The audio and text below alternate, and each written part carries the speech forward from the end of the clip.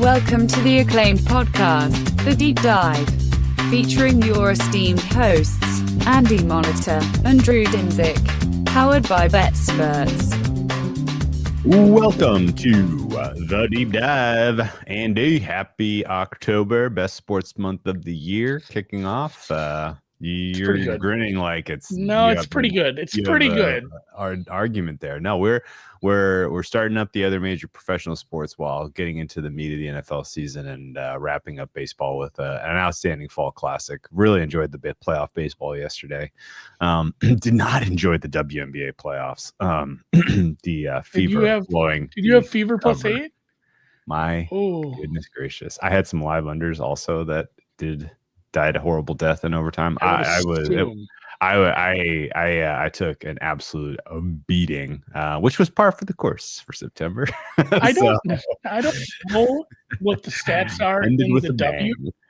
I know in college basketball, underdogs in general, I feel like it was somewhere between 60 and 70% they cover in overtime if they make it that far, as a dog. Because the WNBA just being the league that it is, kind of feels like a 50-50, no matter what. Well, with a number like 8.5, though, it should.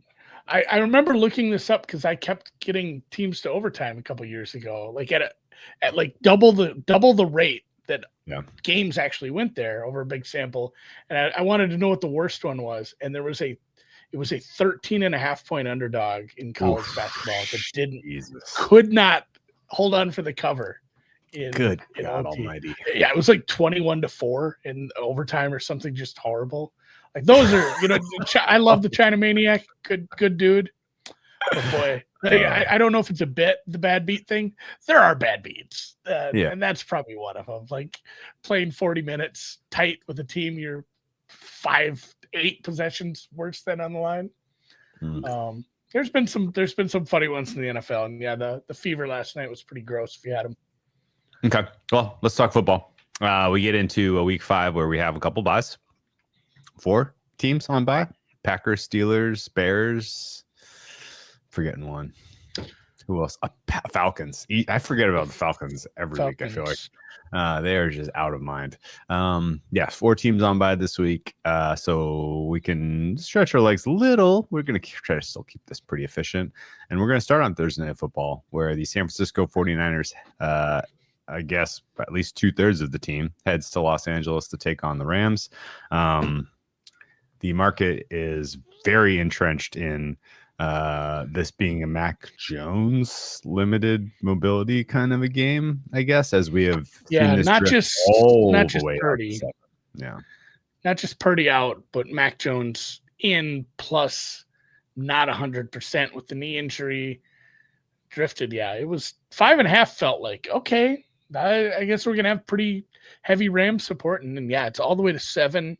This is a Hall of Fame coach, a pretty good set of players, the ones that are left, and it's still like a hold your nose and take the 7 if you really want the Niners here. Like it feels like one of those stinky ass dogs that a team that's gonna win 5 games kind of game. Like, can I really do this? But again, it's a division game on a short week where, maybe the game plans for the offense are slightly less wild and out, maybe a little more vanilla at times. And it's 2 coaches that know each other very, very well.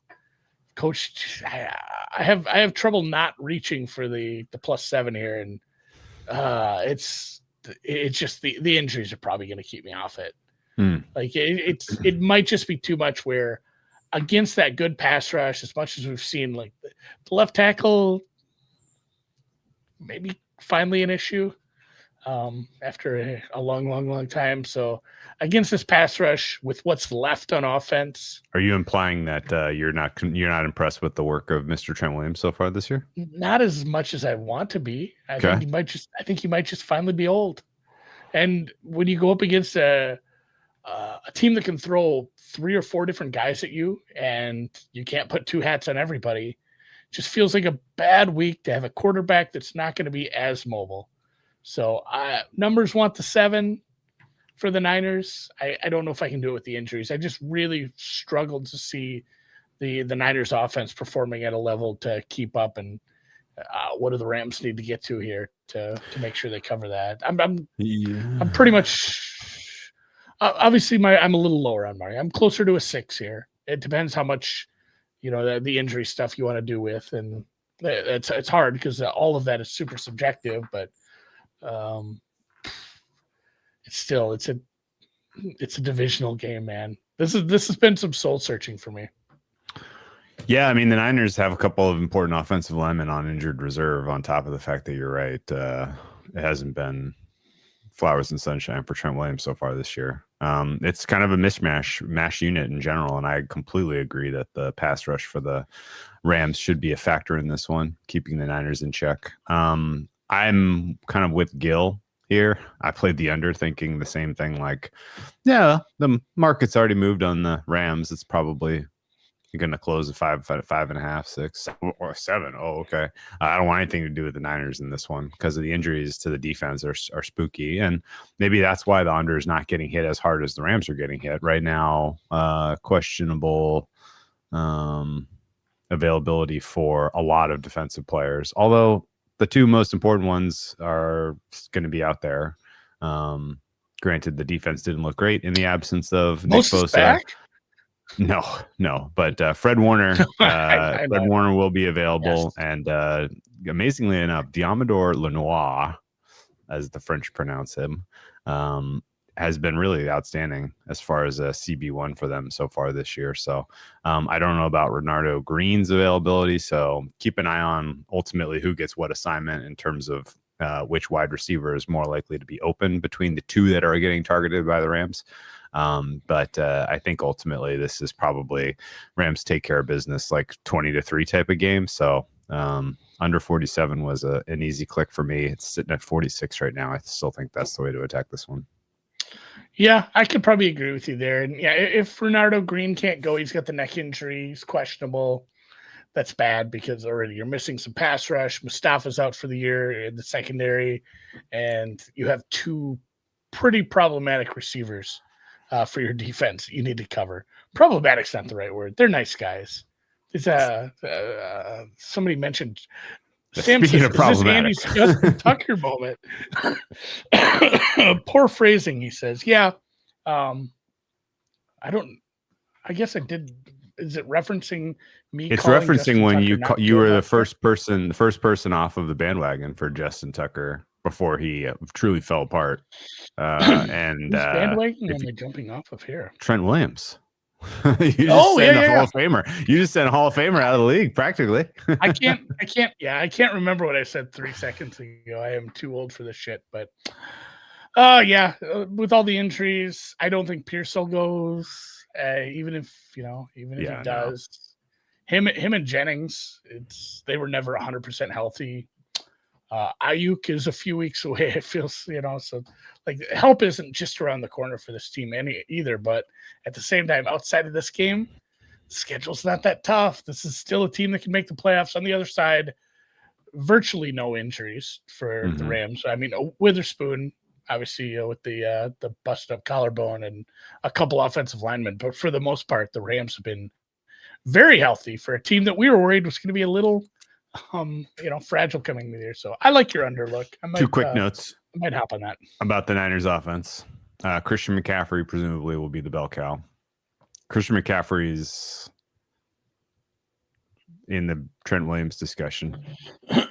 He's looked good on a few runs, but he does look a little dusty. The body of work has some washed in it.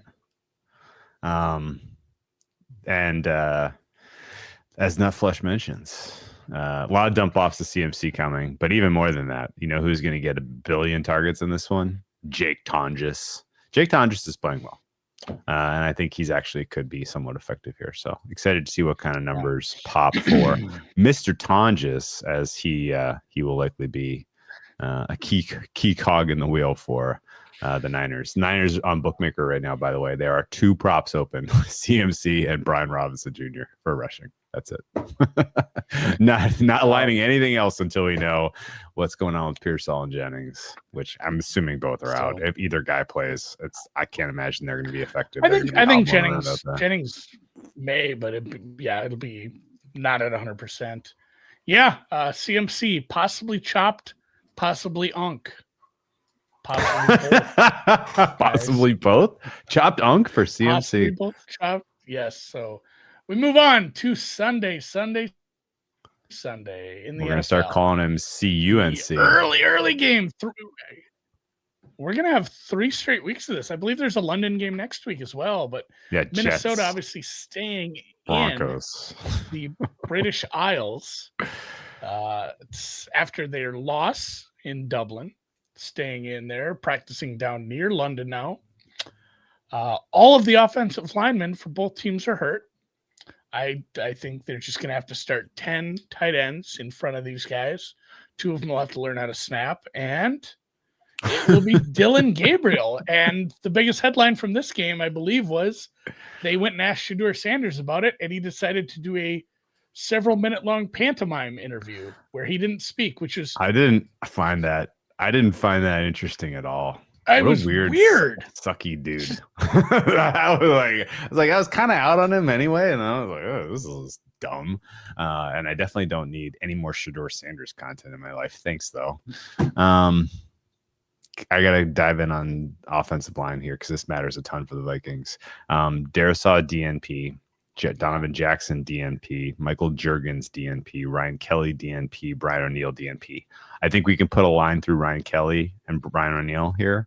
Juergens, Jackson, Darisaw. Are any of those guys going to play for the Vikings? I think Darisaw goes, but that's it. Yeah, that might be it. Shit. It's a tough hang. What the hell, man?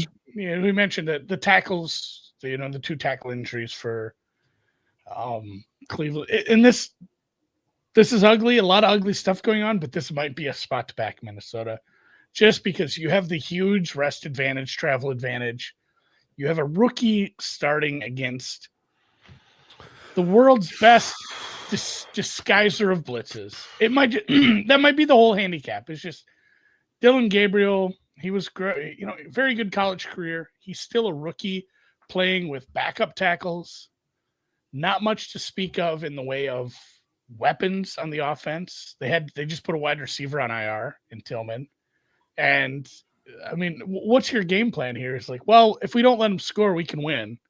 we could win this like 10-0, right, guys? Let's go. And Flores just dials shit up constantly. Just murders this kid. He has to fly across the pond, make his first start against a nasty scheme that's very hard to, make your pre-snap checks against. That might be the whole thing. Just Minnesota wins because Gabriel has a rough first start. I mean, I think that's reasonable. A couple of man, god damn it, I'm really bummed that this O line is just degraded because, like, the Jefferson, Addison, and Hawkinson and Mason, like, these are awesome weapons. The scheming I thought last week from KOC was good. Wentz just was holding onto the ball too long. Like a week of just banging him over the head, like, get rid of the ball quicker. Like, they should be able to move the ball against the Browns defense. Garrett being limited, the whole group having to travel, some issues with that defense in general when they're not at home. I think all speak to I just feel like we need 13 points out of the Vikings and they win this thing. I'm hopeful. I bet them to win the first half. I laid the money line there. I'm hopeful that you get a snoozy first half out of the Browns. I can't imagine that they're pushing the envelope with some sort of exotic scripted first half. The wide receivers for the Browns haven't been healthy all year. I don't think Tillman's done, Yes, at least for the time being, and Judy hasn't been healthy. I don't think these guys are just coming out and lighting up the scoreboard early and putting scoreboard pressure on Minnesota the way that Pittsburgh did. So I think Minnesota's the side. I think Minnesota's I get a weird mental for block about these numbers that are just so Philly 3.5, Seattle 3.5, Minnesota 4. Those numbers that are even the KC 3.5. I get a weird mental block about, laying the number just after a key number where it's like, it just bugs you, the fact that games land 3 quite a bit. Yes, of and course. You're not getting that. But I mean, I think it's just a case where I got to trust my numbers on this, and I'm going to lay it with Minnesota because situationally, it's a pretty rough spot for your first start. It's bad. I guess, goddamn, we got so many thoughts here. How do I ring these in? Andrew Van Ginkel going to go? You think no? I don't.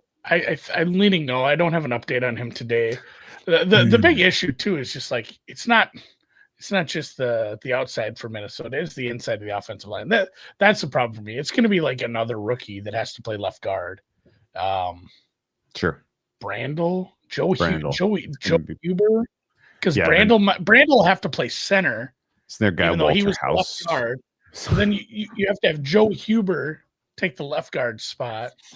The thing is, they've had an entire little mini camp to figure it out. So fucking please don't scuttle this. Really need Minnesota to, because I'm going to wake up. It's going to be halftime, and if Minnesota's losing or lost the first half, get up early on Sunday. No, I'm just going to be so bummed if it's start with a loser before I even wake up. It's awful.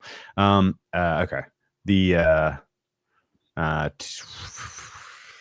One other quick thought. There was a lot of commentary about, you make the switch from Flacco to Dylan Gabriel, and the line didn't really move. Flacco was a 0. Dylan Gabriel was a 0. So it's a lateral move, as low as you can go as far as a quarterback rating can be. So not surprised. Were you surprised? It's kind of where you're at. You're already sort of bottomed out. I don't know if you can get lower.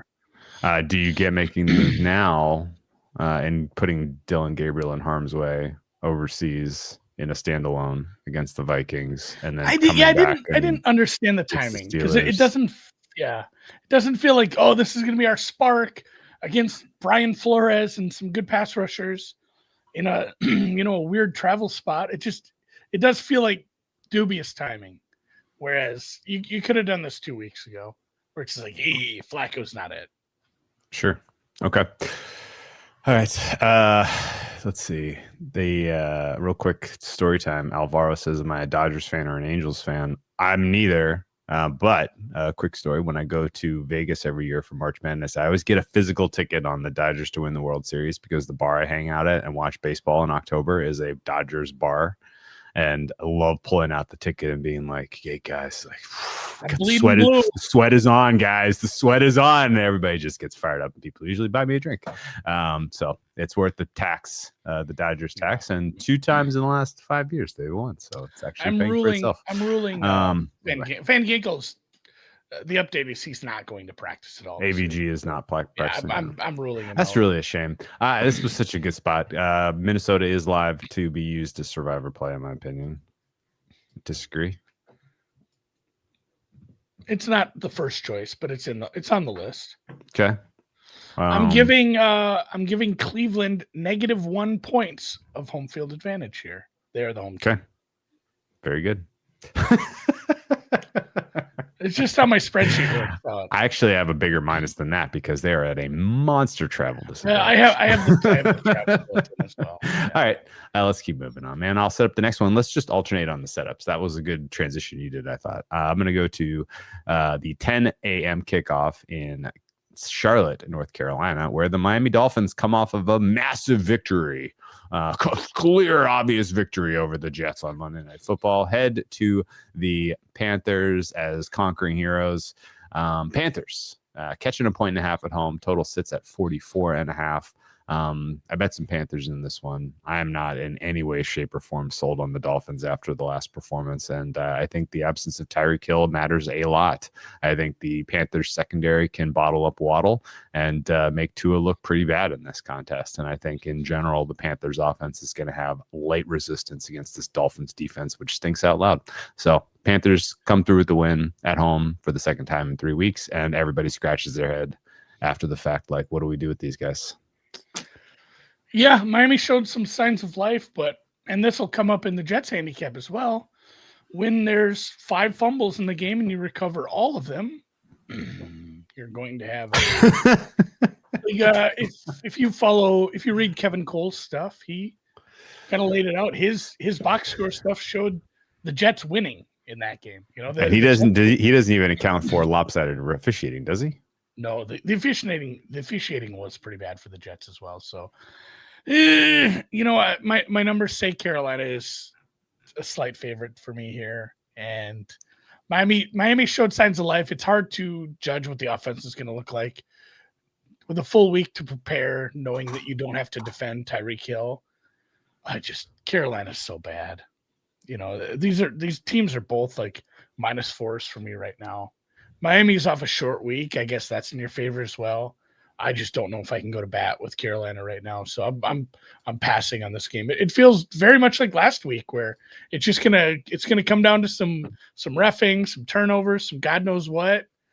Coker, maybe. Leggett. Leggett is addition by subtraction if he's not available. That's the thing too. Yeah, you have two McMillan and Coker. I would love Coker to be available. McMillan is kind of the guy that matters the most. Chuba Hubbard probably gets some push in this one. I think there's the issues with the offensive line were pretty obvious last week, but it was mostly because they could generate some interior pressure. I don't know if that's really happening at home against this Dolphins team. Yeah, I think in general the Panthers are about a half a point better than the Dolphins as currently rostered, and with home field advantage, I would expect this to be more like a pick, more like them favored. My bad. Wait, what did I say out loud? I said the Dolphins are about a half a point better than the Panthers. Excuse me, and I think with home field advantage, the Panthers should be a small favorite here. So played. That's where my numbers are as well. I have it as like Miami -4. Carolina -4.4. Yeah, yes. We're in lockstep there. Nothing else to say. You want to tee up Cowboys-Jets? The Cowboys coming off a hard-fought tie. Extremely hard-fought tie. We'll be playing another team that played in primetime, the New York Jets, as we just mentioned. They kind of move the ball at times, and Justin Fields maybe tucking and running a little more than you'd hope, but it's worked. He ran for a long touchdown. He looked good at times. He was hitting guys against a very dubious group of secondary players against the Miami Dolphins, and they'll probably have a similar kind of test this week, I guess, at home, taking them on a short week coming off the Monday night game. The Dallas offense looked really good. The Dallas defense looked really bad, and the Jets, jury's still out. Fields was coming off that injury. He hasn't got to play the whole season, but at times when they weren't fumbling the ball in the worst possible moments, like right when you went in to score a touchdown or on a kickoff return when you're supposed to be getting the ball back and getting back in the game, it wasn't all bad for the Jets. So I've looked at this and I'm kind of set on maybe just riding the steam and betting this over. I don't know who's stopping who here, and I don't know that call. I don't know that the answer is anybody. Braylon Allen, pretty serious knee injury, will not be available. Yeah. Dallas, I'm assuming no CeeDee Lamb. What do you think? He's still out. Yeah, he's out of the walking boot, which means he's probably coming back next week, right? Next week or two. Okay. I think the Jets That's are the a tough right injury side for here. a speed guy, I played the Jets at +3. It's moved to 2.5. I played +3 -115. I'm not dying to take it at 2.5, so I probably look over if I was making a fresh bet on this. You can find some 47s out there, which feels 1.5 too low. This could be one of the more high-scoring games of the week, as you noted. Dak Prescott is playing extremely well right now, but I also don't know how you price in how much of the effort, how much like last week's Sunday Night Football tie, like there was pretty clearly something else that was going on with that Cowboys team that was getting them up. They still have huge issues with the offensive line right now. They have to run football with get the ball out of his hands quickly. They can't really let things develop downfield. But they did it against a defense that we believe is better than the Jets. I still think Dallas gets theirs here. This is, over. I mean, hopefully for my sake, it just feels like track meet because Dallas's defense was already bad. Malik Hooker's going to miss a few weeks with the toe injury. The secondary continues to be beat up. They don't have much of a pass rush at most times. So, and at the same time, the tackling in space hasn't been great. Feels like Fields probably has a pretty good day, even if it is just like 170 through the air and 80 on the ground. And, they get a bunch of help through the running game because the run D still hasn't been that great. So it feels like an over to me. Okay. I don't hate the Cowboys being favorite, but I definitely didn't think 3 was reasonable. So I'm happy to have 3 in pocket, and hopefully the Jets do something special here. We'll see. God, they need to get off the schneid, man. 0-4 for that team. Despite overall their offense being much better than was expected, it's kind of disappointing. Their defense is quite bad. Just for the record, my Jets offense is 25th, Jets defense 23rd. So maybe I'm not quite low enough on the Jets D. The problem is, we talked about this on Monday night, there's so many other bad defenses. Yeah, there's just a bunch down there. That's where we almost have to start talking about these defenses and just like, the D tranche, the F tranche. Yeah. Yeah. Just orders of magnitude below where an average defense should be. So I have them 25th and 31st right now. I have the Dallas defense 31st. My defensive number for the Jets is a minus 2.1, or 2.1 points worse than an average defense. That's bad. That's pretty terrible. But there's a lot of other teams right in that tier. Anyway, let's move 10 on. Teams that have right in that tier. Freaking bad defenses. All right, Vegas. This is me. Yeah. Las Vegas Raiders won in every sense of the word last week, except for the final score against the Bears. They outgained them, outsuccessed them, outclassed them, but got some terrible Geno Smith turnovers and a blocked kick to ultimately take home an L.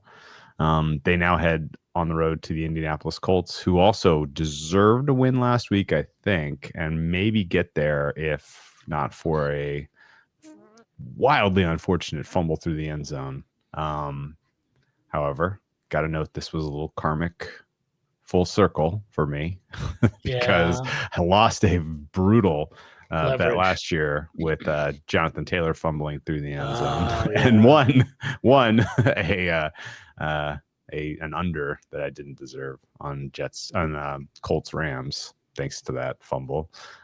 So it was a weird moment. AD Mitchell probably suspended once Alex Pierce gets the A-OK to play this week, and a Colts squad that offensively right now rates 4th for me in the NFL. I am not afraid to say that out loud. Offensively, the Colts are my 4th best team.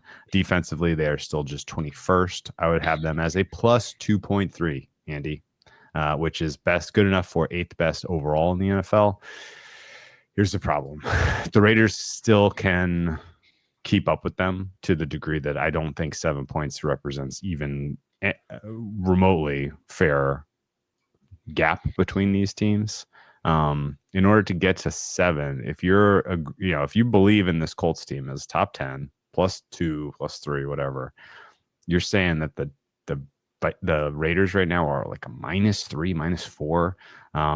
I would put them clear favorites over a lot of these other teams in the -3 -4 category right now. I just think they're overall more talented and better. I know Colton Miller going down is a problem for that offense, still kind of being able to sustain drives, but their run stop has been good so far this year.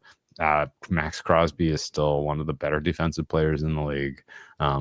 Some issues with coverage. This is a bottom 10 coverage team, but I think the Raiders offense, if they have a full week of prep for Stone Forsythe, can at least keep things together enough to put pressure on a Colts team without Kenny Moore, who's key for them in the secondary. I took the 7 points. Reason enough not to bet this game. One of the worst outcomes against what should have happened in the history of our betting. Like, I've lost bad beats. I've lost games where I bet a team and they lost by 40 against the spread. That one was one of the ugliest outcomes ever. Jeff Saturday winning a game was his first game with a guy who he handed the play call sheet who had only ever played Madden. Truthfully, like, there is anyone who ever says there's no interim bump just has to reference that game, because there was something in the air that day. There was something in the air that day. I'm with you there. I can't get to 7. I have utmost respect. I have this as the 5th best offense. I have the Raiders defense rated pretty low, and then the Colton Miller injury is a problem. That's probably going to keep me away from this one. But if I had to bet it, it would be probably Raiders. And just after last week, I had them in a game. I bet the over, and I wasn't super in love with watching them and feeling like I could trust them. So I'm probably staying away from this one. I'm with you though. I get it. It's just a lot of points to be laying, as well as Steichen's calling things right now. That would be the only issue. Like, if this doesn't cover, it's just the Raiders defense not being able to stop anything they're doing right now. Alec Pierce is returning to practice today. That's important. Anytime a Colts wide receiver is injured, I just in my mind I replays the Austin Collie hospital ball. Just one of the most fun hits if you're a quarterback who likes to get your receivers killed. This is an interesting question from Bavarian Hodler, who says, at what point do you think the spreads kind of fully shift to where it's mostly reflecting the data of this given season, as opposed to really relying much on priors? Are we there yet? No way. I think typically around week 6, you should probably be like 50-50. And then maybe around like week 10, 11, 12 is really where it shifts to, like, you're using almost all season, this data from the given season. Some of the public metrics like DVOA aren't really even useful or high utility or any utility until like week 6. And that's because, it's tough to adjust for opponent. I bring this up right now for this conversation about the Colts because I've come off my prior for the Colts aggressively. I've upgraded them significantly. I think that this is my biggest upgrade in terms of power number for any team in the NFL. Well, clearly, yeah. 5.6 points higher on them now than I was preseason in terms of a neutral power rating. That feels like a bigger number than it actually is. Maybe I did my math wrong there. But yeah, Colts are my biggest upgrade so far. And even still, I can't get to 7. So that's kind of one of the reasons I think Raiders is one of the better sides of the week, personally. Just got to hope that Geno doesn't throw them out of this game with picks, and that the left tackle situation doesn't truly unravel the entire offense. Ashton Genty did look a lot more lifelike. A little spry. So kind of counting on a lot of soft stuff here, and hopeful that Daniel Jones makes some mistakes and kind of starts to regress back to where we think his prior is, as opposed to where he is now, which is in the rare air company of the Josh Allens of the world, the Josh Allens and Sam Darnolds of the world. Like, Daniel Jones doesn't belong in that conversation. He's just a non-ginger Darnold. It's Darnold season all over again. So, yeah, I'm with you. I can't trust the Raiders defense against what I believe, and I have to believe because my eyes are telling me this. Is a really, really, really good offense, better than they faced last week, and it's on the road. And to Bavarian Hodler's point, I'm at like 40-60 using priors, so I'm not even quite to 50-50 yet. It'll take a few weeks for that, and I'm probably with Drew there. I think maybe week 10, 12, somewhere in there, depending. Yeah. And here's the thing: not every team is the same. Oh, of course. So you can't say like. You can't say I'm doing that across the board. Some teams were just like apparent. The Colts are the perfect example. I can't be using the same amount of priors on their offense because their offense is completely different. It's a different quarterback. It's somebody playing much better, and the play calling and the scheming is obviously working much better. So you have to just be quicker to revert to using more of this year's data compared to priors. Whereas some teams, when I say I can't quite figure this team out, that means I'm leaning on priors still. The important thing is this year's data needs to be contextualized by a strength of opponent, and it's hard with like figuring that out. Points. Yeah, like strength. We're still guessing at a lot of ways about strength of opponent, and the Colts, until they did it against the Rams, really hadn't played anyone. Hayden mentions keep an eye on the Vegas flu. We'll keep the actual flu. The actual flu. We'll keep an ear to the ground there. Yeah, it is scary putting hard-earned dollars on Geno Smith AO, but at least you're getting 7 points with that bet, so I'm fine with that. Carry on. The Philadelphia Eagles are getting a little banged up on defense, and they will head back to the link to take on a Denver team off short rest after Denver had a nice little exhibition game on Monday night against a minor league football squad that came in. It was nice enough to play them and run scout teams for them for 4 quarters. Not much of a second half to speak of, which was great because we had the second half under. But boy, again, Denver is the aforementioned. I don't know what to make of this team because of the teams they've played. Week 1, we're like, oh my God, what's going on? They're supposed to beat the tar out of this team. Well, it turns out Indy was good. Last week, they're playing a backup quarterback who's greatly struggled in a primetime game against a defense that's starting to pick themselves up off the mat and be back to where they should be. I'm pro Philly in this, according to my numbers. Whoa! But at the same time, yeah. Whoa! So I'd like to. I knew I'd be off from you here, but it was interesting. It's one of the better home fields. It's still. Let's see where I have Philly. I still have Philly as. I have Denver as still a top 5 defense. I have Philly as still a pretty good defense, and then I have Philly as still a top 10 offense. My number that's trailing here is Denver. I have Denver as the 17th best offense, and I think that's what's dragging them down according to this. And that'd be interesting for your counterpoint on that. I have Denver as the 19th best offense. Okay, so it's not that. All right. My gap between the teams just isn't that big. This I think should be 3. Okay, I'm at like 5. I am on the other side of 3. I know I saw your power ratings email yesterday. Your number for Philly is a lot higher than mine.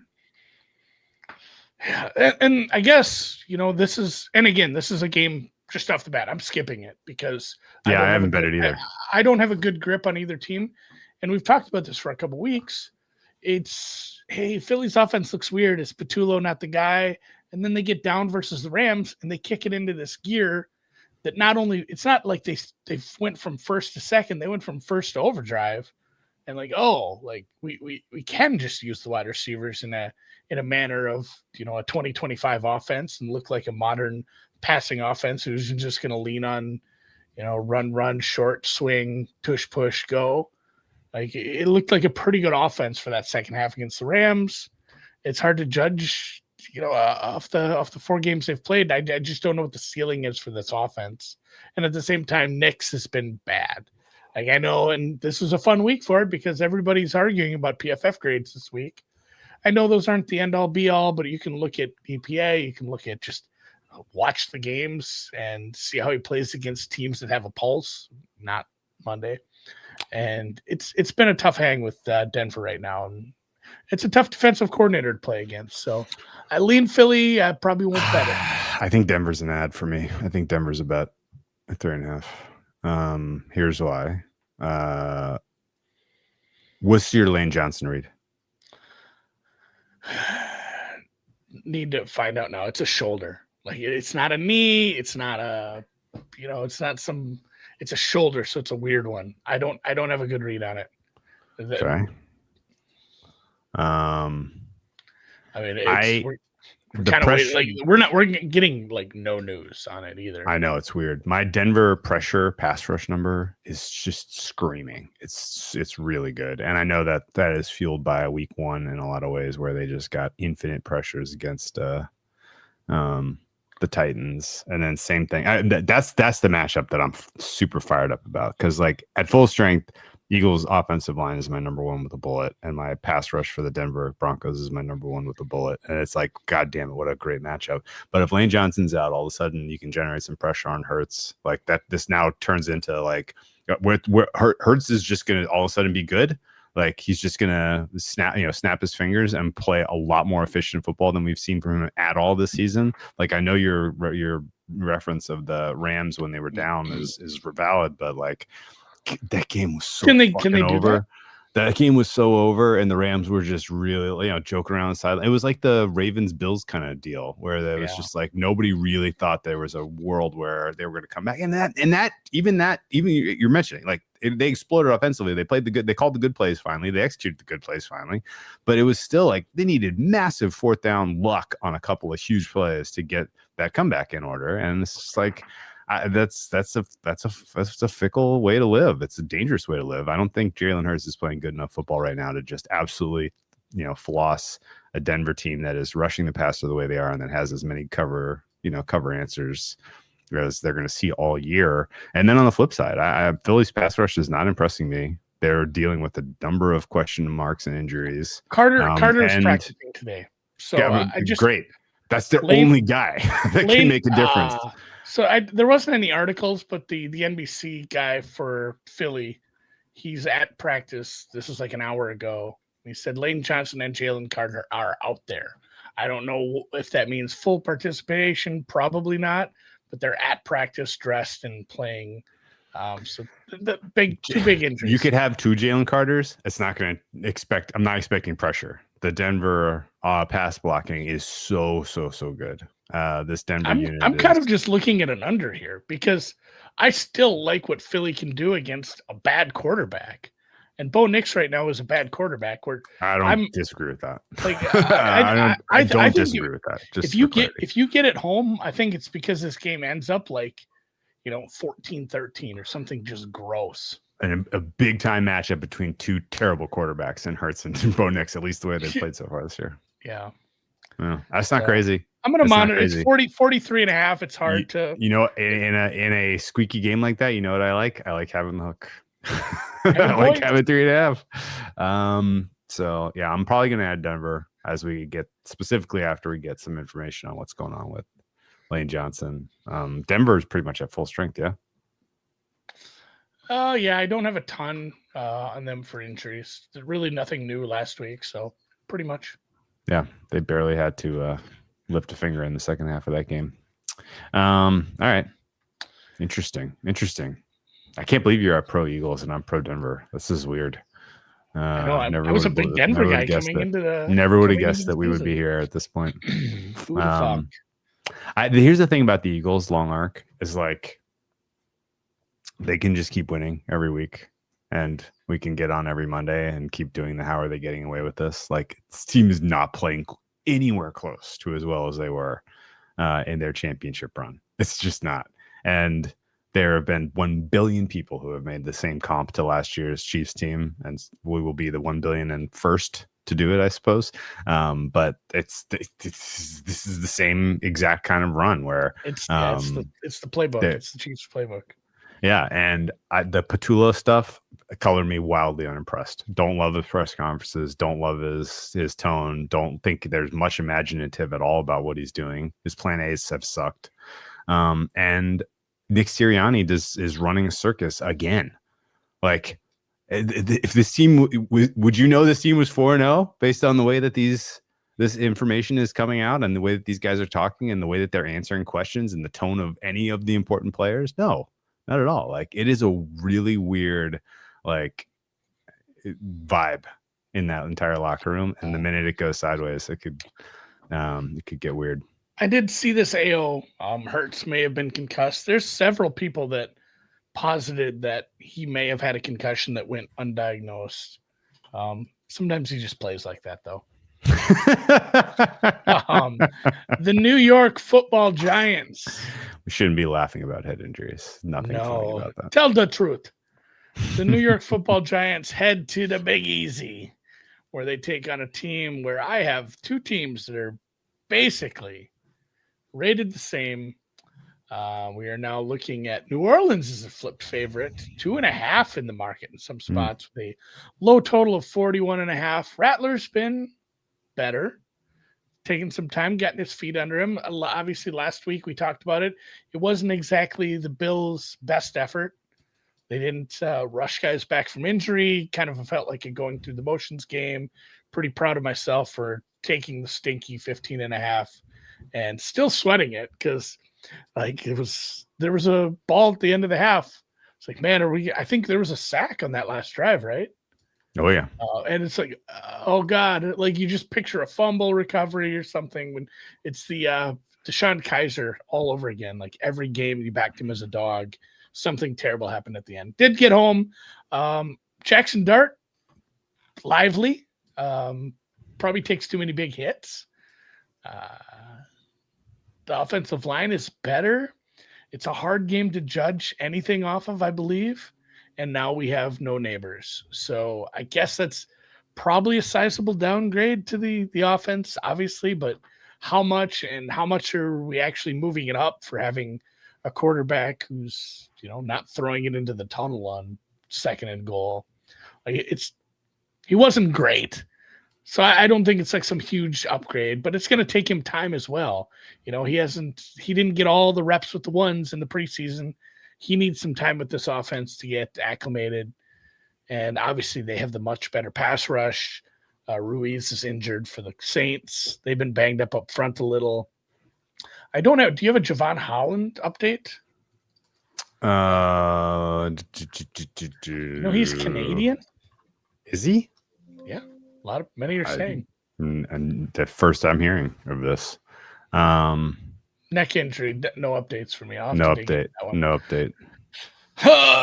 Yeah, this is a pretty gross one. Like I said, I have these two teams basically rated the same. I have home field for New Orleans at like 1.9. So my number is about a 2. I have New Orleans favored. I'm on market. This total could get blown out of the water either way. This feels like a super high variance game, similar to last week. Giants, either team winning by margin, either team, this game going into the 50s or the 20s for a total feels super likely. This is not one I'm very excited to get involved with at all because of the variability of two young quarterbacks that we haven't seen play much. And, if I did have to do anything, I might just take, Giants straight up. I think they have the much better pass rush, and they could bother Rattler a little more. Definitely. Nope. Yeah. Javon Holland was limited in practice. No more details from Connor Hughes. He's too busy writing his erotic fanfic. The Jackson Dart hamstring injury, I think, matters in this one. Is why I didn't play the Giants. Yeah. That's what stinks. You don't know the degree of that. Yeah. And if it's his bad, wheels, because like his mobility was so big. That's the plus. So yes. Massive. And without it, all of a sudden, I think the price is right. Just for what it's worth, my difference in fair power number between the Giants and the Saints is 1/100th right now. Mine is much bigger than that. I am what? Well, yeah, my difference is 6 times as big as that. 6/100ths. Holy shit. I mean, this is the Spider-Man. No, excuse 8. I'm actually 4.28, 4.36. So okay. 8 times. 8 times almost an order of magnitude. Yeah. But yeah, they should be power rated very closely, in my opinion. Yeah, easy shower fart game of the week. Skip from a betting standpoint. Many better ways to attack the board, in my opinion. All right, let's get into the weird one. Texans-Ravens. Congratulations if you are sitting on an 8-point middle, which you could be. It's like betting college football. We are currently looking at a market that is now actually, let me see what the limits are. I have very, very, very little on this game. Oh yeah, you can get 10K aside now, 3K. So this is now basically midweek circles off for Texans-Ravens. Texans are 1-point favorites. -108. Total sits at 40. -108 to the over, -107 to the under. I feel like was it Monday? We went through the whole rigmarole and really chewed on this one. And we came out with this should probably be a pick'em, Houston small favorite, and the total should be like 39 or 40. And here we are. So you're welcome, I guess. Yeah, my number is still too high for Baltimore. I didn't. Oh, really? You mean after modifying it for Cooper Rush, you think you are still too high on Baltimore? I make Baltimore like a 3-point favorite. Then you've done something wrong, I think. Well, so here's the thing. I have such low regard for the Houston offense. So I have right now, as currently rostered, I have Baltimore as a minus 1.6. I'm at a -3. Okay. See, I'm a little high because I didn't make my Lamar adjustment as big as most because Lamar kind of sucked at times. Yeah, I had already kind of downgraded him, so I didn't make the massive adjustment, and the cluster injuries are fine. So I'm too high on Baltimore. I'm not going to bet this. I'm not going to get excited and bet Baltimore because I'm off market. All of their good players missed practice. Yeah, they're going to be essentially. Except we were for talking Derrick Henry, and who knows if he's good anymore. Talking to defensive wunderkind Ryan Noonan a little bit this morning. We did a golf show, and from the planned, here's our defensive 11 in the June meetings. 7 of those guys are probably not playing. Like it Amazing. Is a cluster injury of cluster injuries. So I'm too high on this. I need to make an adjustment. I think if you get involved, it's. Yeah, I'm curious where you'd have Houston because I think maybe then I'm a lot closer to where I need to be. If I have Houston as about a -3. If I have Baltimore, similar. So we're exactly flip-flopped. I have Baltimore a -3. I have Houston a -1.4. Yeah, I have Houston as my 29th ranked offense. Everyone saw the clip. Like you can't run an offense with those guys in front of you. You can't run a normal offense. I don't know. That looked like good teach tape to me. Blocking each other. What in the world is going on there? But no, like the Ravens don't have any bodies to take advantage of that, though. I might bet the Ravens. Aeneas Peebles going to step in and be the big disruptor. Brent Urban, okay. John Jenkins, okay. They're out of healthy bodies. Roquan Smith being out matters. Marlon Humphrey being out probably doesn't matter, but Nate Wiggins being out matters for sure. This is also the secondary and their ability to cover anyone all of a sudden is like, wow, how Kyle Hamilton's gonna have to be fucking everywhere. He's gonna have to be 4 places at once, and that's just I don't know, man. I'm not seeing it. I'm not seeing how this defense is stopping anyone. And then on the flip side, like I can squint and say that this Ravens offense is going to surprise us in Lamar's absence. That's an easy thing to squint and see. Staley is a question mark for me. I don't know if he'll be available. I kind of assume that he's kind of in this injury mode where I'm banged up. I'm going to miss this week's practices, but ultimately I'll be ready to go on Sunday. If I'm wrong and Staley's out, then maybe my squinting is not going to work. But you do have a pretty dang good set of weapons to work with for Cooper Rush here. Nice complementary running game with Derrick Henry, Mark Andrews, Zay Flowers, Rashad Bateman. A lot of quarterbacks would be able to at least look league average with those weapons in the passing game. So I get it. Like I could see the Ravens offense surprising while Lamar's out. I don't think it's happening against this Texans defense personally. And I don't know how the Ravens defense is getting a single stop, even against the helpless Texans offense. So I can't. What's your projected score for the Houston offense? 20-20.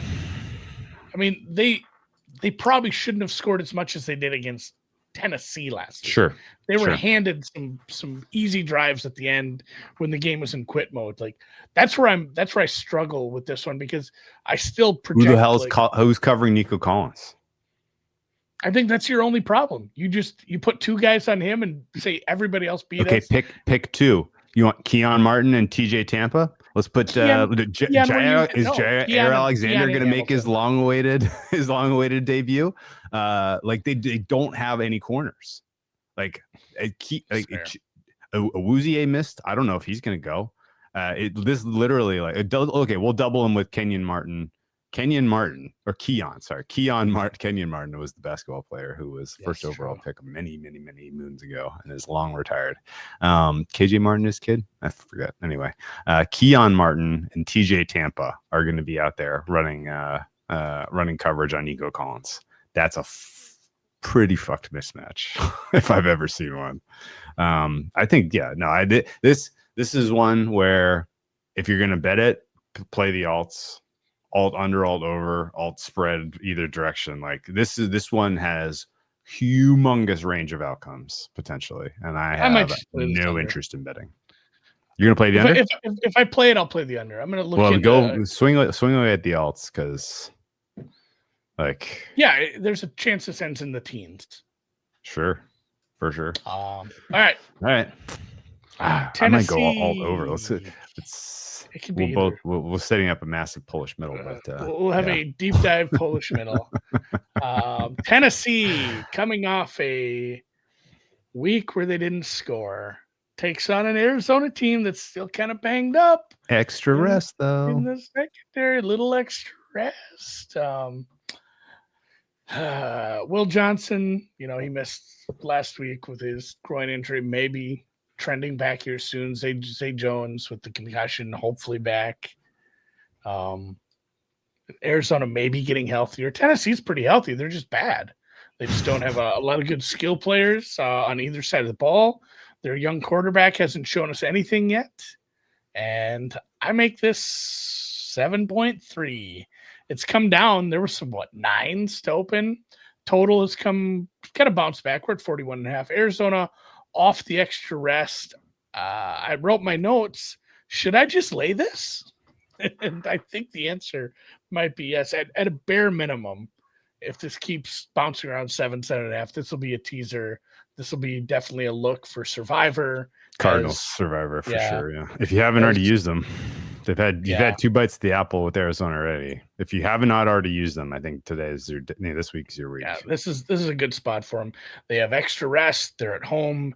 Maybe Will Johnson returns. I don't know. I hadn't seen an update on him today. They're a West Coast team. He was back to practice last week. Yes, yeah. At least he was mixing it up a little. Yeah. Yeah. I think it was one of those where if it would have been a Sunday game, he might have had a chance. So, all the focus in Arizona injury is like fantasy focused, and it's like who's going to be the running back that gets the carries up. Here's the thing: I don't give a shit who the running back is. I don't care at all. Yes, I do not care at all. This is pick your poison. You're going to beat them, I think. My number for Tennessee right now is a minus 8.75. They have a 0. They're getting a 0 for me for coaching. This is one of the worst coached, worst prepared teams that we have seen in the NFL in a long time. And I think they're at a rest disadvantage, at a travel disadvantage with just no answers. This should be closer to 10. Is it 7 anywhere? It's 7 at Bookmaker. I think I'm landing 7 minus 15. I think I'm landing the 7. Yeah, that's where I'm at. I don't have a lot of sides this week, but Arizona laying 7 makes sense to me, and Denver taking 3.5 makes sense to me. So I think I'm going to end up playing both of those. There was times where they didn't look good last Thursday against Seattle, but there's definitely a case that Seattle is a top 5 defense right now. Top 2. Top 10, if you really want to make some critical remarks about some of the things they do, but I think top 5. Seattle? Yeah. I said top 2. It looked a little rough there when they had the lead. I know what we say about prevent and that, but they were gettable. They're gettable at times, but it's still, for me, it's, I believe, the 4th best defense. And yeah, if you are a teaser player, the Cardinals are probably a nice look for you. So I'm also going to back the Cardinals here. What are the 3 teams you have better than them? I'm just curious. Denver, Houston, and Philly? Defense. Denver. Oh, I gotta look on a different sheet. All right, my defense is coming in at number 30. We'll do a countdown at 32. I'm kidding. What is your 32nd defense? I'm curious because there's a lot of candidates. Oh no, I have Seattle as 3rd. Never mind. So yeah, just Houston, Denver, and then you got a weird mismatch of like Cleveland is right there, Green Bay is still right there despite last week. Green Bay, sure. Philly, Cleveland. Minnesota, Detroit, Rams, Tampa. Yeah, absolutely. Yeah, yep. So, all right, we're laying it with the Cardinals. Who you got? What do we got in the afternoons? Speaking of two amazing defenses, two top 5 defenses going head to head in Seattle. Total of 45. Can I interest you in none under? This looks quite high to me. There is only one real game breaker playmaker for Seattle. There is really it's Bucky Irving's turn in the injury tent for Tampa. I know. I'm still not sold on Baker Mayfield getting away with some turnover worthy plays. Although he's definitely good. I am not saying he's not good. I'm just there's opportunities for defenses to score against him as far as turnovers go. Not score literally, but like come away with some turnovers. Two really good run stops. This is going to be a lot of punting, I think. Ultimately, Seattle for me right now is a +3. I think I'm world high on Seattle. What is the InPredict say Seattle's fair market wide is? Seattle is a +1.2. I'm a +3. So this is one of my biggest disagreements with market. I'm higher. Fuckload, dude. I'm at 2.3, and I thought I was a little high. So you were the one that was trying to twist my arm about using some of this year's data. What does it tell you that Sam Darnold should be right now? Because it sure as shit isn't like around a 5. He's playing way above that. I have the Seattle offense. It's a top 10 offense too. Like, it's a very good team. They should win the West.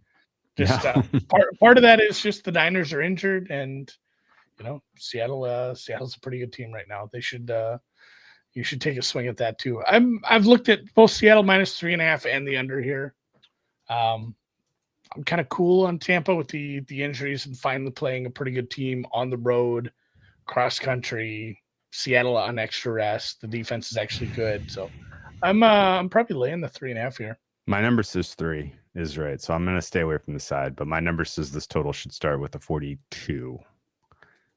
So this is a really, really solid under, in my opinion.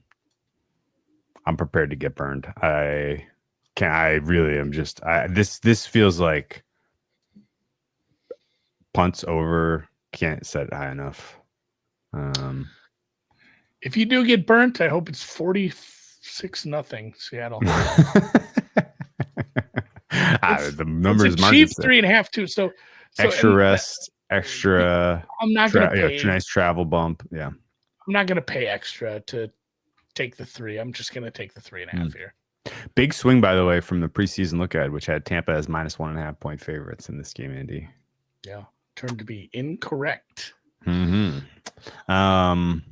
Okay, interesting. What's the JSN gonna break this thing open for you? You think? Hopefully. The coverage for Tampa has been very good so far, and they've played a couple of teams with some decent wideouts. So and that's where we need some updates on Dean, on Morrison. They're a little banged up in the secondary, so I think Reddick's fine. That was just a stinger.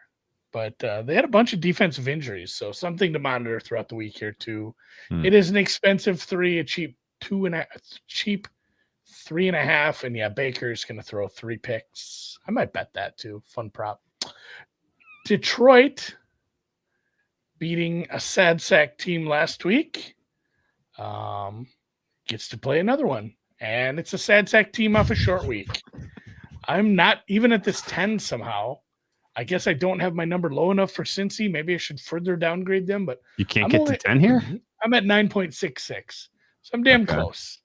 Okay. Cincy off the short week. Sounds like you're low on Detroit. Yeah, I'm a 4.8. Yeah, that's low, I think. It's a road game, and it's traditionally been an okay. The AFC North, all the teams have pretty good home field advantage.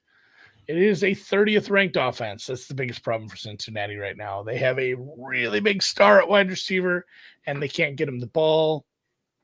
This is a good pass rush. This is a good coverage unit. Keep an eye on some of those injuries, though, with Arnold and who was the second one?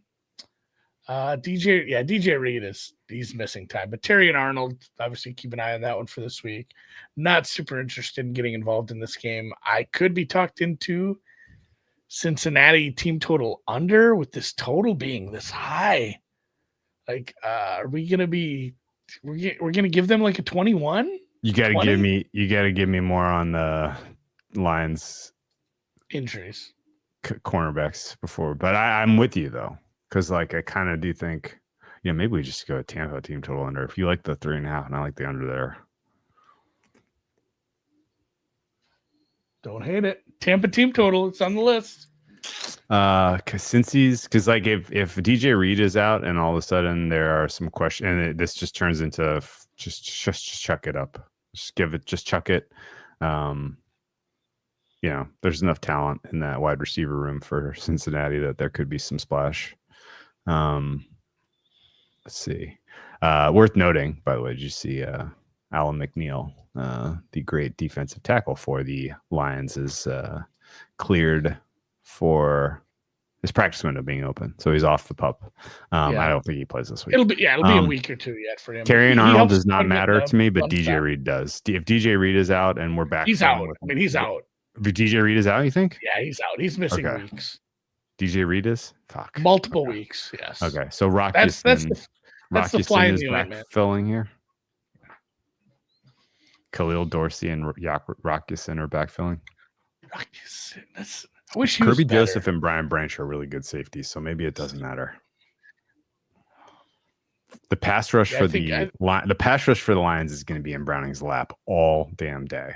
Like this offensive line for Cincinnati is bottom 2, maybe bottom 1. I really don't see. I guess I'm with you. I think this is an under. I think the Cincinnati team total does not get there. I'm projecting them for 15 points, and the market thinks it's like a 19.5. No, thanks. I don't think so. Sin and Dorsey have not played much either. Like it's not like this is your third cornerback, and he's just gonna have to be your second now. Like they've had very limited opportunities. Thank you, Sam. Purdy, Pearsall, Jennings all out tomorrow. Thank you to Sam and Shefty. Okay. All right, I think I have to pass on this one just because the cornerback cluster injury for the Lions is spooky. If I take their coverage, if I take their coverage number down to like a 3, from where I have it based on the data we got so far this year, then it doesn't look so great for them. So I think that's a pass. You ready to move on? Yeah. Would you consider Detroit in Survivor if you haven't used them? It's tough on a road team, but man, they're a very good offense right now. It's hard to see them stumbling. Like, look at who stumbled so far. It was Green Bay having to play on the road against an amazing defense. It was the Chargers having to go up against a quarterback that invited variance into the game. Like the stumbles have been, honestly, it's been Green Bay twice. Green Bay giving up 40 points and tying like that. People had them as well. I think those were your 3 biggest dumps so far in Circa. So it doesn't feel like there's a path for Cincinnati to play out of their mind defensively and stop this Detroit team, multiple times. I agree. Agreed. All right. Bookmaker came off the 46 on the Niners news. They are down 45.5. At long last, the trap doors opened on that total. Gonna get some nice CLV there and watch it burn. That's gonna be fun. Let's move on to Washington Commanders going west to play the LA Chargers. A couple of important injuries here, all in favor of Washington. That really is not soliciting a ton of enthusiasm for people to bet them, even though you're catching 3 points. It turned out that Jaden Daniels' practice on Saturday last week, Andy, finally felt like himself. Finally felt like himself last Saturday. before watching Mariota lose on Sunday. And he felt like himself even more this week. So we're going to see him play. This is all confirmed. Taking on a Chargers team that allows the quarterbacks to run and plays really solid really solid quarters coverage against a likely McLaurin-less Commanders. If McLaurin goes, that would be shocking. I think I had him down for 4 weeks based on severity of what we heard last week. And so this would be week 2 of 4. The Chargers, on the other hand, have no offensive line. I think that's going to matter because I have a very, very positive grade so far on this pass rush for the Commanders. Dorrance Armstrong in particular has been just flat out flying under the radar awesome so far this season. The commies coverage is terrible, so there could be some splash plays in here. Quentin Johnston's obviously been a positive surprise. But for every positive surprise, Andy, there's a negative surprise. And that negative surprise is Ladd McConkey has not been going at all so far for the Chargers. But bigger issue here is that you're backfilling now both tackles. This is the Austin Decluse Trey Pipkins show. Unless Trey we see Pipkins the third. Trey Pipkins the third. Jamari Sailor likely still in for Mekhi Becton, or is Becton going to finally be back? Doesn't matter. Bradley Bozeman, Zion Johnson have been underwhelming center left guard combo so far this year. So the protection is royally fucked for Mr. Herbert, which means maybe Quentin Johnston being able to make some splash plays against poor coverage isn't even in the cards because he's not going to have time to let plays develop. And this is finally the Ladd McConkey breakout game. Who the fuck knows? Amarian Hampton finally broke out last week. I'm all over the place on this one, man, but I do think that despite the return of Daniels, that his running attempts are going to be at least limited, if not just in check in general. And this has like 23-20 type of vibes, which if you add those two together, come up to about 43 points, not 48.5. So this looks like an under to me. Remember, and he ended up running more in the second half, but the Josh Allen dog fence stop. Yeah. It feels like there might be a few of those where he's like, I'm not supposed to run 14 times today. And that's bad for their offense because that's such a big part of it. If they do want to limit him to try to keep him healthy, it's going to, stymie the offense against a team that maybe isn't super good at stopping that at times. So it does seem like Becton probably has a shot unless it's one of these.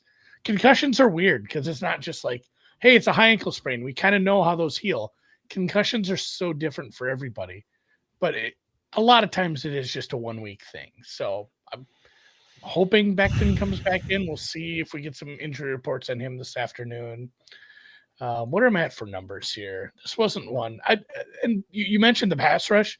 Obviously, the coverage for Washington, bit of an issue, but the pass rush and run stop have been surprisingly good, in my opinion, from where I thought I'd have them. Who you're talking about for Commanders? Yeah. Absolutely. They have their defensive numbers are weird as shit right now. Like, I didn't really high on run stop and pass rush and really low on coverage. My coverage number is clearly like by leaps and bounds the worst in the three.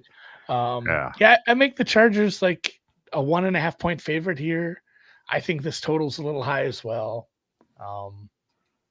The biggest problem is that just I have such a high offensive rating for the Chargers, but again, this is slightly above average defense, which is not something I thought I'd say for the home team. And I don't think it's the fastest turf in the NFL either, guys.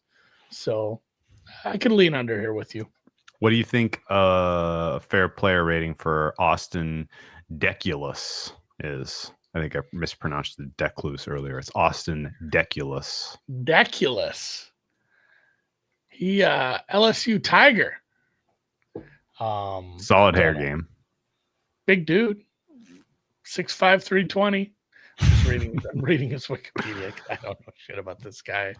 Well, when you can't make it, when you can't make it, the team in camp, I don't think. I feel like he was traded for at the end. Traded from Houston. When Slater went down. When Houston looked at their best 9 and they were like, "Sorry, Austin, you're not one of our best 9. We're sending you to LA." It's a red flag because if you're not good enough to be with the best 9 in Houston, that is a fair point.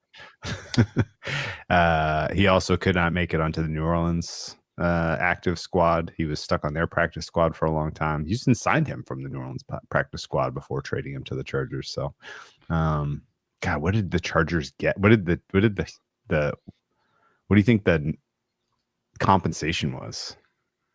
A 6th, the 7th, like had to be a low pick for here. A conditional 2027 7th.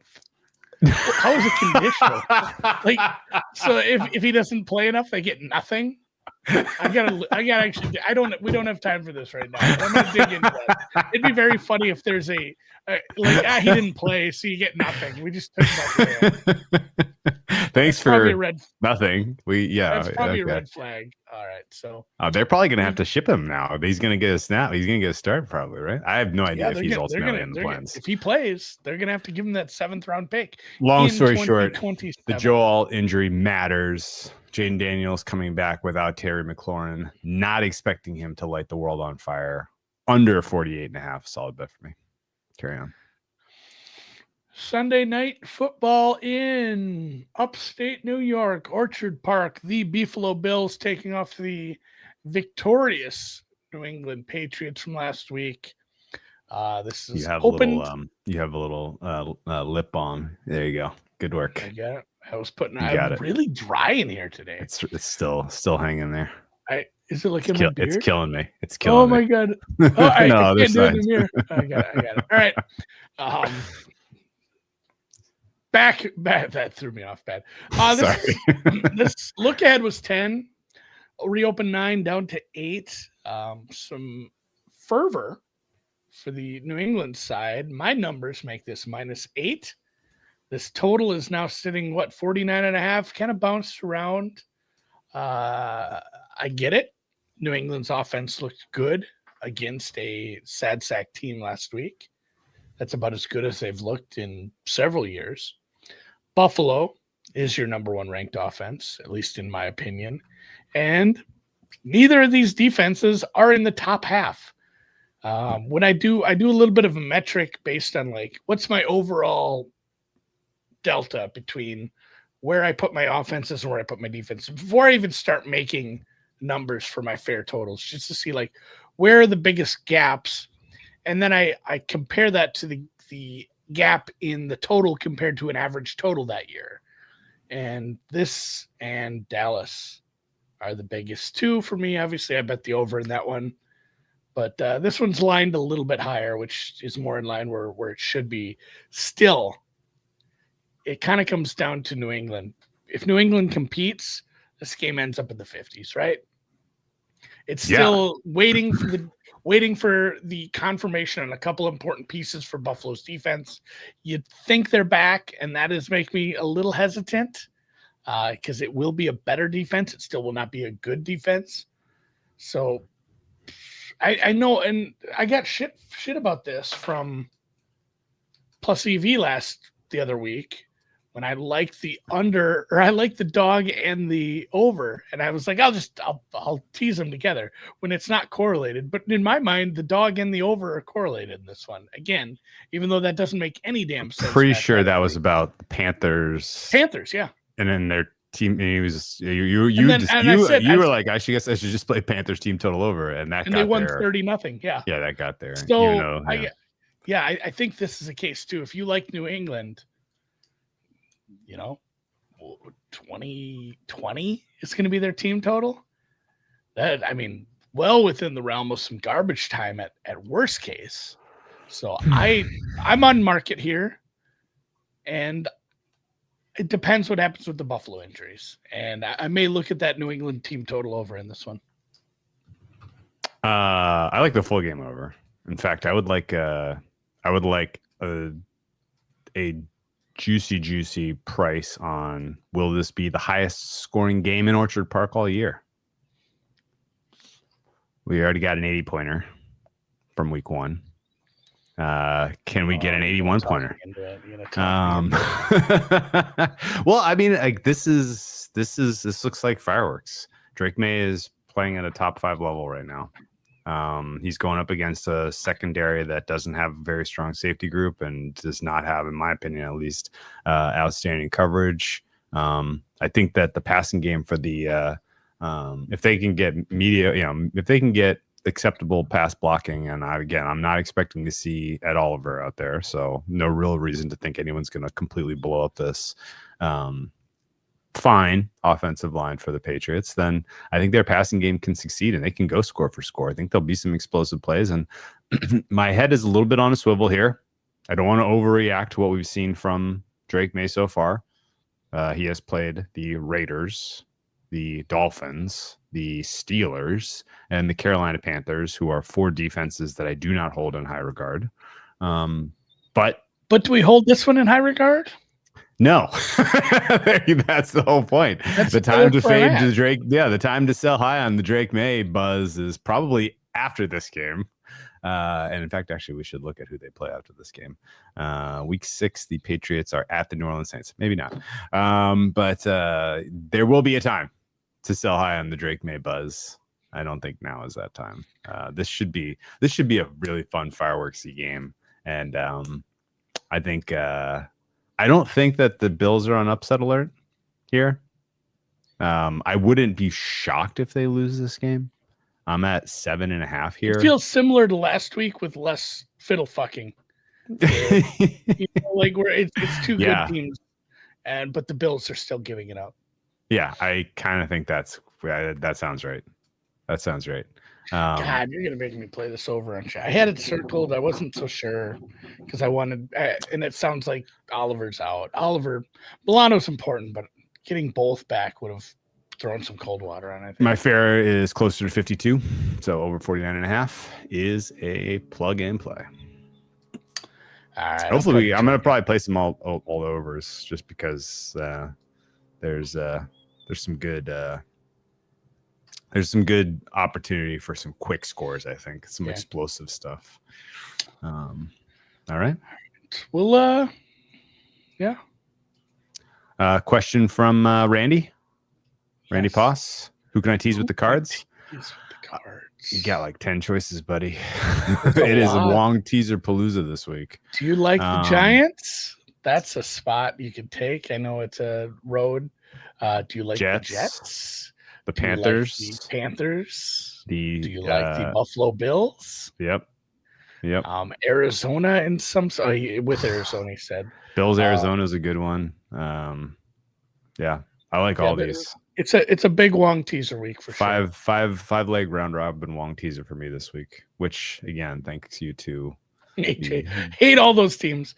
When I do teasers. For the most part, it's just give me the math ones and play it. If I can tease through the 3 and the 6, or did you guys not watch Monday Night Football? Jets got there. Broncos got there. Wong is back, baby. Wong is back. Stanford Wong, you fabulous son of a bitch. You had a lot of unders, and yes. What do y'all got? What do y'all got at the totals? What are your unders? Oh boy, it's an underful week.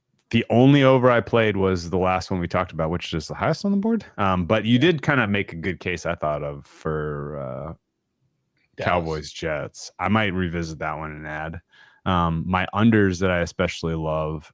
And this is in no particular order.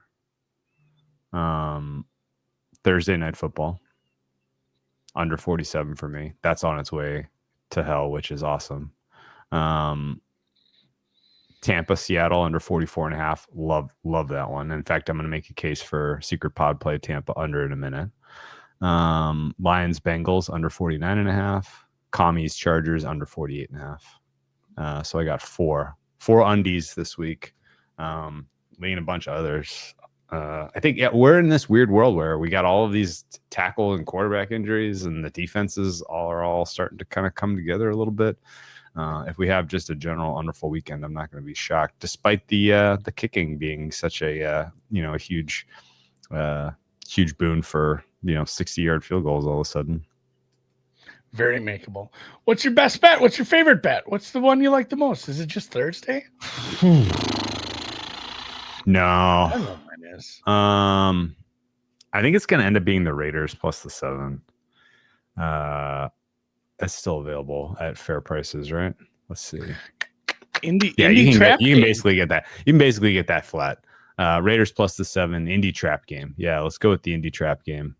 Indy, for those who don't know, Indianapolis Colts host the Arizona Cardinals next week, which is obviously this is not a typical trap game at all. What are you talking about? It's just everyone's finally caught up to him and like, let's lay a bunch of points with this team. Oh, that's why it's a trap. That we've only now we got to know them. Let's lay all these points, and it's like, hey, it's a good team, but they don't. No, the reality is, I've upgraded the Colts more than any other team in football, and I still can't get close to 7. My fair here is plus 4.7. And I think in general, the Raiders with their offense and with Genty kind of snapping to, and with Kenny Moore unavailable, all of this is a nice little stew for the Raiders to lose respectfully, which means inside a touchdown. Got yourself a stew going. Got yourself a stew. What's your favorite bet? God, this is gross, but it's probably the Cardinals. We have no running backs left. Beat up secondary, laying a bunch of points. It's kind of the keep it simple, stupid handicap. What if we just bet against Tennessee until it doesn't work anymore? Yep. And there's a decent chance the offense just looks like hammer dog shit again. Arizona gets what they want. 28-14. I dig it. I dig that. It does make me a little bit nervous to go against the great Carly Ursay and Jonathan Taylor. It does.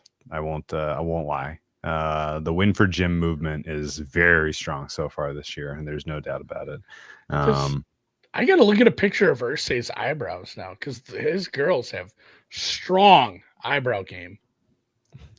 Oh, yeah. All right. What team total? Should we go under in Tampa or what? Yeah. What's that number going to be? Let's see here. I'm double dipping there because I played the full game under, but it's going to be like 20.5-ish. So 22.5 minus 1.75, 20.5. Yeah. We can do that. You want to go under 20.5 for Tampa Bay Buccaneers? Under 20.5. Okay. And over 8 punts for the Bucs in that game, because they're not going to have a book that still offers punts. That's a fun one. Harder to find that one lately. It surely is. They've caught on. Congratulations to the Cleveland Guardians. That game I thought was going to be a sweaty one, and then they exploded for 5 runs in the 8th. The total pushed. Couldn't get over 7 for anyone. I think only one game now has gone over the total, and it would have been last night with the Dodgers. Yeah. Obviously went way over. About that Dodgers bullpen, man. Yeah. Wow. We'll see how that holds up the rest of the postseason. So let's go, everybody. And then what do you think for Survivor real quick?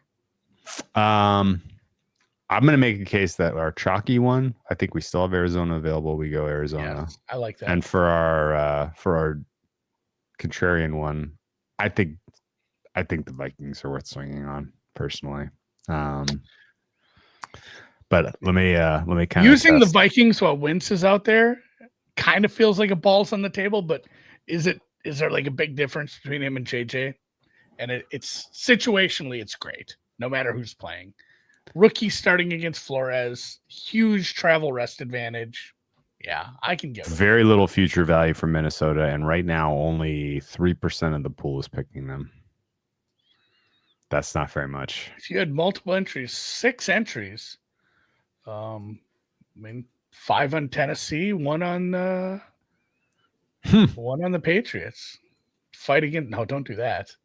I mean, how you mix, if you're asking how you mix it up using, do I use all the teams at once, or do I do, we're kind of using a few different paths. Obviously, one ran into a little bit of a roadblock in Green Bay, but like when Drew says the chalky one, we're kind of just going with one of the most popular, probably one of the 2 or 3 most popular picks every week in that one, to just ride the wave and get. We're just not over. Just take. And then late in the season, if you make that one deep, then you can switch it into some contrarian plays and try to differentiate and win a contest. The other one we're getting a little weirder on. The Survivor Grid answer is Buffalo this week with the highest EV because they're only selected in 4.1% of pools. But Buffalo has so much future value, and a lot of people I think used them last week. Yeah. So I don't know that I'm like dying to fire Buffalo. If I have them available, I would keep them in pocket for, I don't know, week 6, week 8, week 10, week 11, week 14, or week 16, or week 18. All usable weeks for Buffalo. Detroit, Arizona, and Minnesota are the ones that I would try to distribute this week because Detroit has a little bit of future value left, but not a lot. This is a good spot where they're 10-point favorites. Minnesota, it's always Minnesota has. It's always a balancing act. Yeah, I know you're saying it's balls on the table with Wentz, but situationally it's great, and they don't have any value down the line. Right now, Minnesota might be dogs a lot. 10 in the coming weeks. I have them dogs. Yeah. Yeah. So it's about to get weird for Minnesota. Sorry to say. They need this one, Andy. They need it. It's a must win. It's a can't lose. It's a slam deal. It's not. I don't think it's too early for considering later season value, Sam. No, I think you should consider that from day one. There's a world this year where some teams are going to make it very late into the season by just picking against Tennessee, but then they're going to have trouble at Thanksgiving and Christmas. So you still got to have head on a swivel for those 2 weeks. Okay. All right. Call it a pod. We'll talk a little Monday Night Football later in the week. It's a fun one. And we went an hour and 30 anyway. The Jags